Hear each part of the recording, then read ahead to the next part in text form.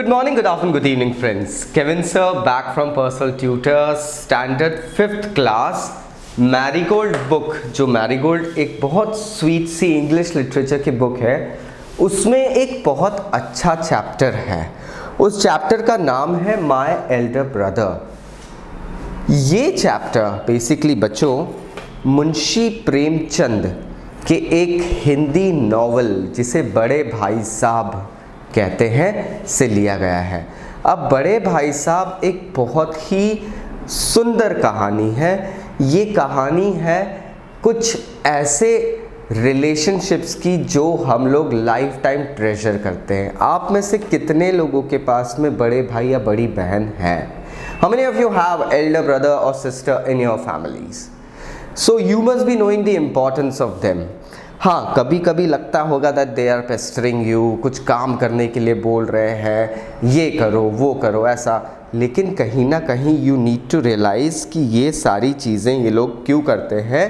Just because they want something better out of you, आपके भले के लिए. इस स्टोरी के अंदर बताया गया है कि मुन्ना जो है, Munna is basically a 9-year-old kid and his elder brother, that is भैया, उनको बताया गया है. भैया जो है मुन्ना के, वो 14 years के हैं. दोनों एक ही हॉस्टल में रहते हैं, लेकिन मुन्ना जो है वो थोड़ा सा चुन्ना मुन्ना सा है. वो गेम्स में लगा रहता है, स्टडीज़ में थोड़ा सा वीक है. इसके बाद में एग्ज़ाम्स जब आती है तो उसको पढ़ाई करना बिल्कुल ख़राब लगता है. उसको ये लगता है कि everything is so easy. Exams आएंगे, उसके 1-2 दिन पहले पढ़ाई शुरू कर देंगे. साल भर पढ़ाई करने से क्या फ़ायदा? बड़े भाई साहब उसको यही समझा रहे हैं. The elder brother is trying to persuade and make him understand the value of daily studying and building up a time table. So let us see. इसमें सीन बताया है. ये बेसिकली एक एक्ट और प्ले के समान बताया गया है. तो इसमें सीन बताया गया है. सीन 1 है a hostel room. 2 brothers aged 9 and 4 sitting in a study table, sitting at a study table. The elder brother Bhaiya is reading a book and the younger one Munna is drawing pictures of birds and animals. मतलब भैया किताब पढ़ रहे हैं, लेकिन मुन्ना क्या कर रहा है? कॉपी में बर्ड्स और एनिमल्स के फोटो बना रहा है, पिक्चर्स बना रहा है. मतलब ये कोई बात होती? अब भैया को तो लगेगा. तो भैया asks him, What are you doing, Munna? Munna कहता है, I'm drawing. भैया, when will you study? Where were you in the morning? तुम पढ़ोगे कब भाई? सुबह कहाँ थे तुम? मुन्ना कहता है, एकदम से टर्निंग पेल. मुन्ना डर जाता है, अरे भैया को कैसे पता चल गया? Munna says, I was playing. भैया, How can you sit with a book for hours together? भैया मैं तो खेलने चला गया था, लेकिन आप एक किताब के साथ कैसे घंटों तक बैठ सकते हो? भैया, That's because I want my foundation in education to be very strong. If the base is strong, then the building will stand firmly. Sometimes it takes me 2 years to do 1 year's work. अब यहाँ पे बताते हैं. भैया कहते हैं, मैं इसलिए पढ़ाई करता हूँ क्योंकि मैं अपना बेस स्ट्रॉन्ग बनाना चाहता हूँ. और अगर बेस स्ट्रॉन्ग नहीं होगा तो उसके ऊपर बनने वाली फाउंडेशन, जिसे नींव कहते हैं हम लोग, वो स्ट्रॉन्ग नहीं होगा तो उसके ऊपर बनने वाली जो बिल्डिंग होगी वो तो बड़ी वीक होगी. दोस्तों यहाँ पे सेम चीज़ भैया बोल रहे हैं कि अगर फाउंडेशन वीक हुआ तो ऊपर बनने वाली बिल्डिंग तो बड़ी सैड हो जाएगी, बड़ी वीक रहेगी. और भैया यहाँ तक बता देते हैं कि मैं कभी कभी तो 1 साल का काम 2 साल में करता हूँ. मतलब बड़े भाई साहब जो है हमारे भैया, ये कभी कभी एक क्लास में फेल हो जाते हैं और फिर सेकेंड ईयर में कोशिश करके पास करते हैं. So now you know. छोटे भाई को पता है कि बड़े भैया तो फेल हो जाते हैं, तो वो वैल्यू धीरे धीरे ख़त्म होती है. ठीक है. मुन्ना, भैया, you are 5 years older than I am and 3 classes ahead of me. I wonder why you keep writing the same word 20 times, one sentence more than 20 times and copy poems several times in beautiful letters. अब मुन्ना कहता है, भैया आप मुझसे 5 साल बड़े हो, मुझसे 3 क्लासेस आगे हो, लेकिन मैं ये सोचता रहता हूँ आप बार बार एक ही वर्ड को 20 टाइम्स लिख के सीखने लगते हो. आप पोएम्स को बार बार कॉपी में लिखते हो, अच्छी हैंड राइटिंग की कोशिश करते हो. क्यों भैया, ये क्या है ये? अब भैया कहते हैं, you know studying English is no child's play. One has to work very hard in order to learn the subject. English पढ़ना कोई बच्चों का खेल नहीं है. इंसान को बहुत मेहनत करना पड़ती है इस विषय में, like एक्सपर्ट बनने के लिए. To speak or write English properly, tremendous effort is required. अब इंग्लिश लिखने और बोलने के लिए बहुत ज़्यादा मेहनत लगती है, मुन्ना को समझा रहे हैं भैया. But the moment you get a chance you run to the field. लेकिन तुम जब मौका मिले सीधे मैदान चले जाते हो खेलने के लिए. Play marbles and fly paper kites और sit idling away with friends for fun. Can't you sit down and study. तुम कंचे खेलने चले जाते हो. मार्बल्स आपने देखे होंगे, छोटे छोटे राउंड ग्लास बॉल्स होती है. या तो फिर तुम अपने दोस्तों के साथ गप्पे मारने बैठ जाते हो. कभी तुम बैठ के एक जगह बैठ के ढंग से पढ़ाई कर भी सकते हो कि नहीं. अब भैया थोड़ा गुस्सा हो रहे हैं. अब मुन्ना को थोड़ा सा लग रहा है कि अरे बाप रे भैया बोलने लग गए. अब मुन्ना सडनली कहता है, ओ भैया, there is a big mela in the village today, should we go. अरे भैया गांव में बहुत बड़ा मेला लगा है आज, चलो ना भैया चलते हैं. He is trying to pursue his elder brother. भैया फिर चालू हो गए. Okay, have you ever seen me going to a fair or going to watch a cricket or hockey match. भैया सडनली गुस्से में बोल देते हैं मुन्ना को, क्या कभी तुमने मुझे किसी मेले में जाते हुए देखा है, या कभी मुझे किसी क्रिकेट के मैच को या हॉकी के मैच को जाके एंजॉय करते हुए देखा है. एकदम से चिल्ला रहे. I don't go near them, I prefer to study a book. मैं इन चीज़ों के पास नहीं जाता. मैं प्रेफर करता हूँ कि इन चीज़ों के अलावा मैं पढ़ाई कर लूँ. I don't mind repeating a class for more than 2 years, but you might stay in the same class all your life.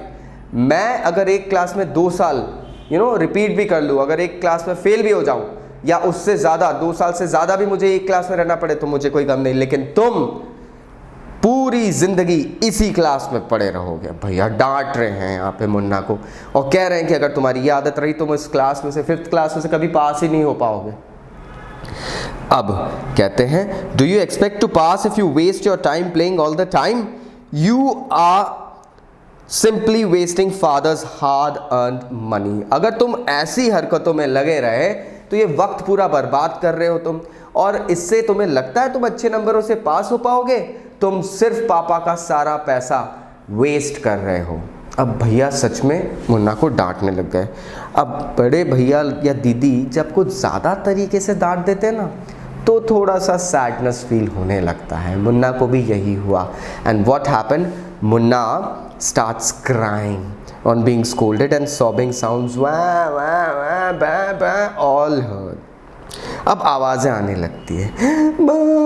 ज़ोर ज़ोर से रोने लग गया. मेरे को तो डांट दिया बड़े भैया ने, ऐसे ऐसे करके मुन्ना रोने लग गया. एकदम से डांट पड़ी तो रोने लग गया एकदम से. मुन्ना बोलता, भैया I feel like running away and going back home. भैया मुझे ना अब इस हॉस्टल में नहीं रहना है, मुझे अब भाग के अपने घर जाना है. मम्मी की याद आ रही है ना, बड़े भैया डांट रहे हैं तो सडनली मम्मी की याद आ रही है. गोदी में बैठ के रोएंगे, बैठेंगे, मस्ती करेंगे, छोटे हैं ना घर में.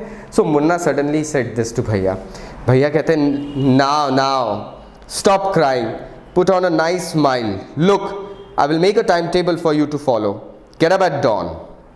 अब भैया ने बोला, बस अब रुको, रोना बंद करो, मैं तुम्हारे लिए एक टाइम टेबल बनाता हूँ और तुम्हें उस टाइम टेबल के हिसाब से अब रहना पड़ेगा. अब भैया ने बोल दिया मुन्ना को कि बेटा अब हम आपके लिए एक टाइम टेबल बनाएंगे और आपको उस टाइम टेबल के हिसाब से रहना पड़ेगा. और get up at dawn. Dawn मतलब जब सुबह अर्ली मॉर्निंग जब सूरज उगता है ना बच्चों, तो उस मोमेंट को कहते हैं डॉन, मतलब तड़के. तो भैया ने बोल दिया कि अब तुम ना सुबह जल्दी उठ जाना, मैं एक टाइम टेबल बनाऊंगा. आपकी बुक्स में आप एक टाइम टेबल देख रहे हैं, इसमें ये बताया, स्केड्यूल बताया, टाइम बताया. टाइम है 6 AM. स्केड्यूल है wash your hands, have your breakfast and sit down to study. हे भगवान, 6 बजे भैया ने बोल दिया अब 6 बजे उठना है. सच्ची बताओ आप में से कितने लोग 6 बजे उठ जाते हैं? It's a tough thing but yes you have to practise it out my kids. 6 AM wash your hands, 6 to 8 English, 8 to 9 math, 9 to 9:30 history. Oh my God, मतलब भैया ने एक टाइम टेबल बना दिया है. 6 से 8 इंग्लिश के लिए 2 घंटे, 8 to 9 मैथ गणित, 9 to 9:30 हिस्ट्री. ये सारे सब्जेक्ट्स भैया ने बहुत सोच के निकाले हैं. Then 3:30 then off to school. 5 to 6 3:30 PM then off to school. अब ये बताता है कि इसका स्कूल जो है वो बेसिकली आफ्टरनून शिफ्ट का है। इसके बाद में मॉर्निंग में स्टडी कर ली, फिर भैया ने थोड़ा सा टाइम दिया, देन बताया कि 3:30 off to school, 5 to 6 PM grammar, फिर से ग्रामर का टाइम दे दिया, इंग्लिश फिर से दे दी, then half an hour for strolling, आधा घंटा तुम घूम फिर सकते हो दोस्तों के साथ में, 6:30 to 7 English composition, then dinner. मतलब सच में भैया ने इंग्लिश का तो बिल्कुल भंडार कर दिया था। And then 8 to 9 is translation, again English, and then 9 to 10 PM Hindi, and 10 to 11 PM other subjects, and then to bed. मतलब 10 से 11 बजे दूसरे सब्जेक्ट्स पढ़ना है और फिर बिस्तर में जाना है। बाप रे, मतलब सुबह 6 बजे से 11 बजे तक भैया ने पूरा टाइम दे दिया पढ़ाई पढ़ाई पढ़ाई पढ़ाई पढ़ाई। अब मुन्ना को परेशानी तो होगी, पूछेगा वो, तो मुन्ना ने पूछा but when is the time to play? खेलने के लिए तो इसमें टाइम ही नहीं है भैया। भैया play, what is the need Munna? भैया बोलते हैं कि प्ले करने के लिए क्या जरूरत है, अब तुमको खेलने की क्या जरूरत है?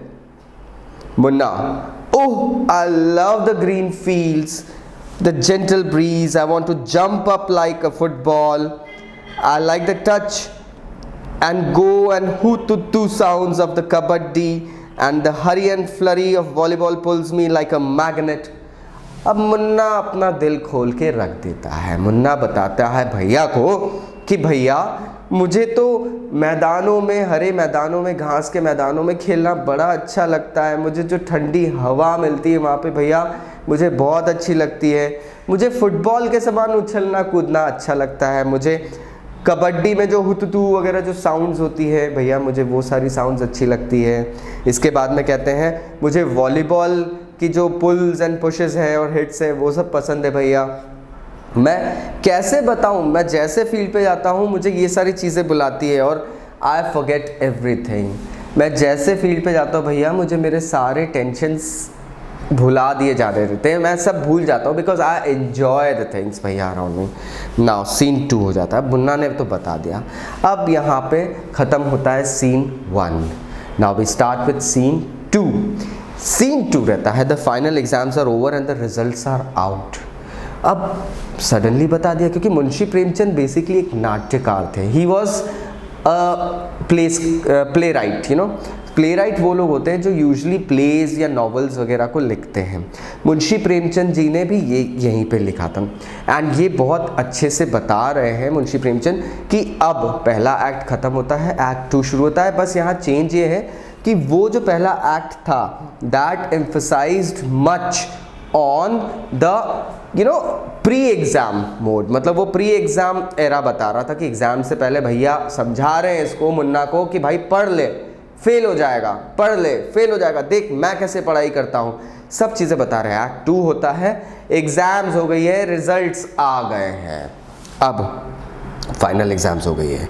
भैया क्या कहते हैं, alas I failed once again. भैया बोलते हैं लो मैं एक बार और फेल हो गया। मतलब भैया फिर से फेल हो गए अपनी क्लास में। मुन्ना, ओह बट भैया I have passed and topped my class, now there is only 2 years difference between us. अब आपको लैंग्वेज समझ में आ रही है? मुन्ना ने सडनली भैया को बोला भैया मैंने तो क्लास में टॉप करा है, मैं तो फर्स्ट आया हूँ और अब आपके और मेरे बीच में सिर्फ 2 years का डिफरेंस रह गया है। मतलब Munna is carrying on the equilibrium with his भैया, वो इक्वल हो रहा है भैया के।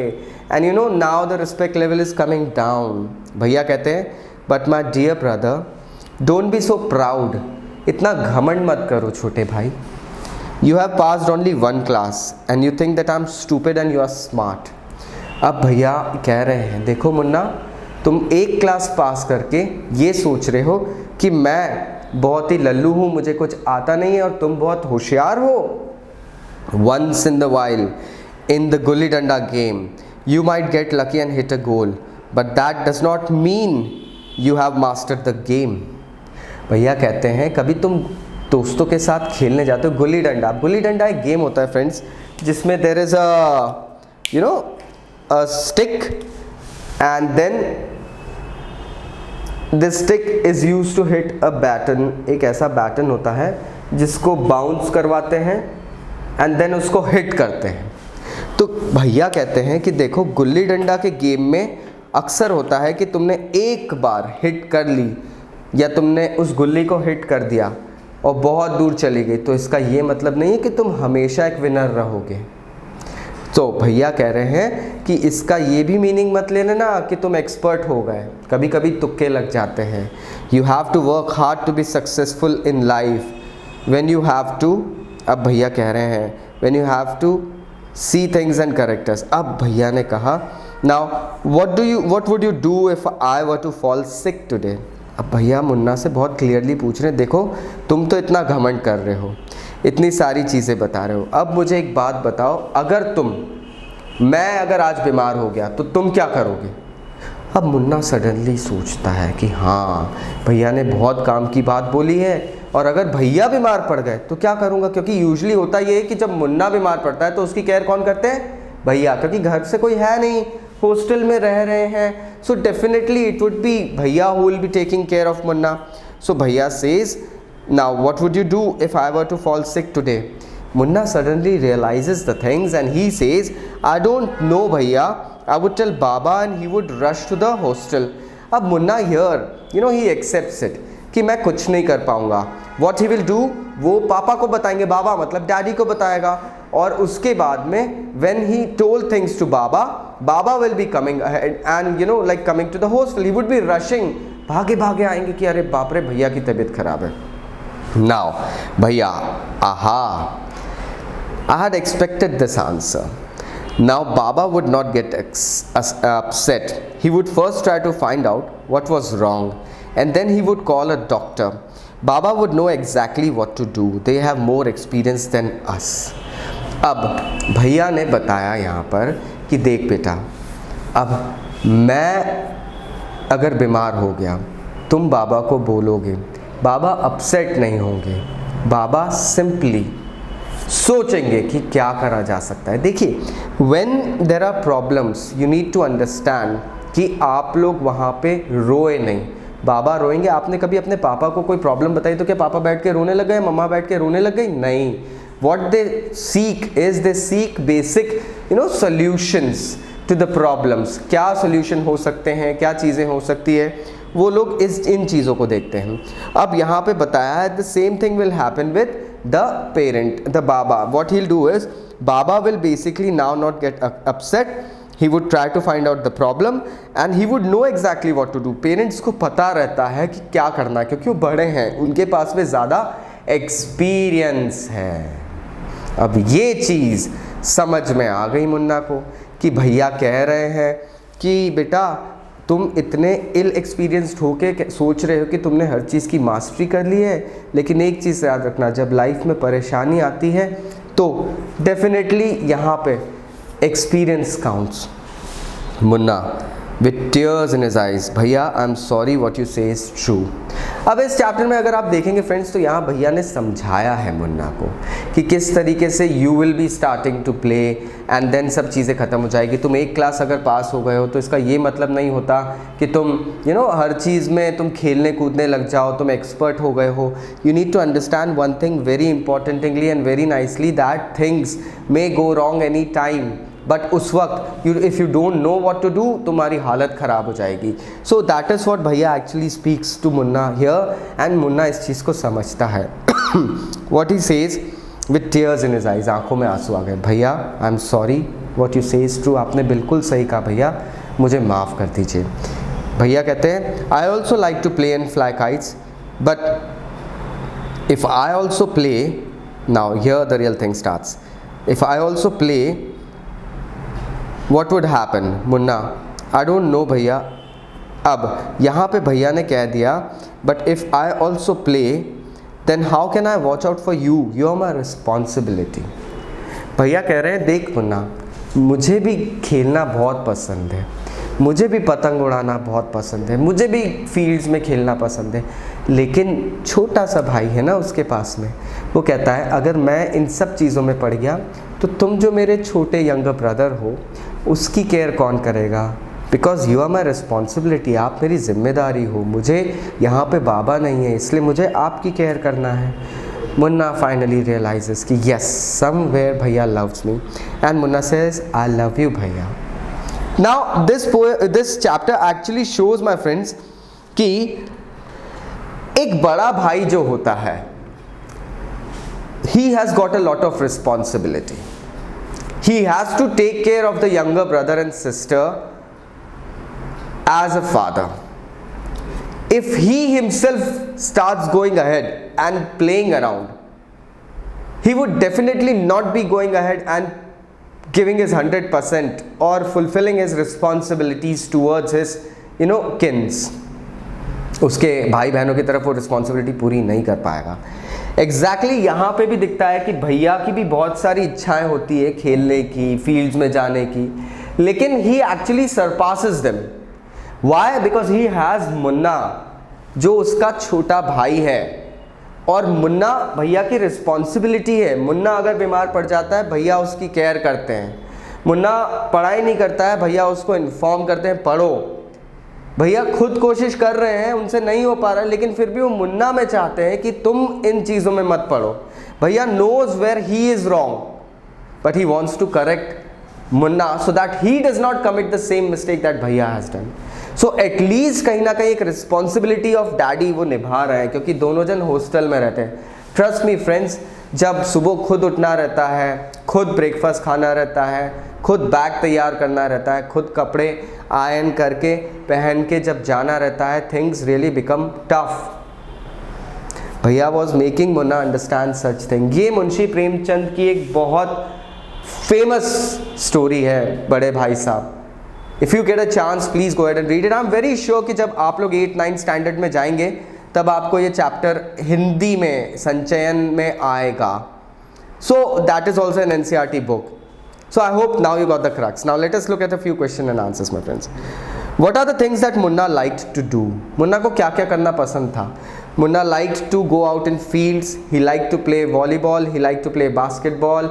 He liked to play gulli danda and just roam out in green fields and feel the breeze and all. वो आप आंसर देख सकते हैं. This is the way you can phrase the answer. What did भैया do all day? भैया पूरा दिन क्या करते थे? भैया wrote hard words 20 times. He wrote poems in the notebooks.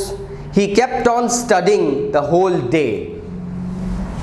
Why was Munna not happy with the timetable that भैया made for him? अब इस क्वेश्चन का मीनिंग हुआ कि मुन्ना भैया के टाइम टेबल से खुश क्यों नहीं था. तो the answer can be that Munna was unhappy with the time table because भैया had not given any time to play. How do you think Munna felt when his brother was so strict with him, and why was भैया so strict with him? Munna को कैसा लगता होगा जब भैया इतने strict होते होंगे, और क्यों थे भैया strict? So first question, इसका first part का आंसर ये हो सकता है that Munna must have felt very sad because he did not expect his brother to watch out every step of him, and he missed his house. He wanted to go back to his home. He wanted to run away. And why was Bhaiya so strict to him? Because Bhaiya knew that Munna was wasting his time doing silly things and not paying attention on his studies.